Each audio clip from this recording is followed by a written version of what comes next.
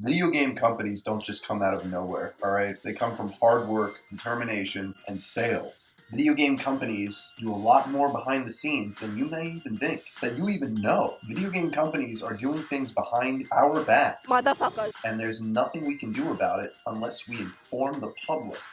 Well, that's what I'm here to do. That's what I'm always here to do, let's be honest. I gotta let you guys know how it is, you know?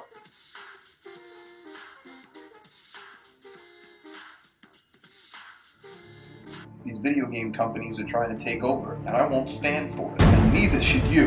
What are they doing? Well, in order to understand that, we'll have to understand what it took for these game companies to get to this point. Let's start with EA. EA, more like eat ass. And that's exactly what they used to do. They literally used to sell restaurants that you could buy ass, just a whole ass, and eat that ass right there. So they used to run a company called Eat Ass Emporium back in the 1980s, and you know, everybody's like, oh, EA, yeah, EA, everyone's awesome games, right? No, that's not at all what it is. It's not EA awesome everything games. That's not even the right letters. But they're not the only ones. We've also got Bethesda. Yeah, you know the game system, Bethesda. Everyone knows that game system. Well, it turns out that that game system is not actually a game system at all. It's a company. Yeah, I was pretty shocked when I found out too. But as soon as I did figure it out, I was quick enough to make up an accusation and totally go on it as fucking true. Now, listen to this if you can believe it. Turns out Bethesda's been selling little children to the Peeps company.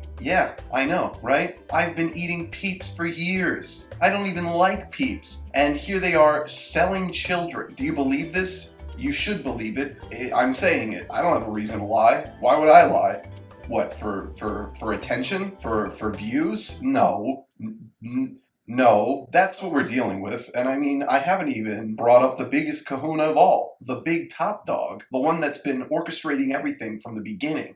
Fucking Atari. You thought Atari was dead? You thought E.T. brought them down? You thought Pong knocked them out the damn window with a fucking switchblade, a knife, and a polar bear that has too much fucking mescaline in his system? I don't think so. Atari's still around, man. Atari's pulling all the fucking strings. Atari is the guy behind the counter fucking doing blow and talking to his mother on the phone about a nice outing he had with some Filipino chick that he doesn't plan on calling again. It's actually Atari's fault that there was ever a World War I or World War II. Did you even know that there was a World War I? Because last time I checked, there was only two, not one. And if there's ever a World War III, it's Atari's fault also. And if you think it's anybody else's fault, you're probably Atari. So if you're like me, your blood's probably boiling. You're thinking, CowFro, what are we gonna do? How do we solve these problems? How do we stop these bad guys and get games back to where they should be?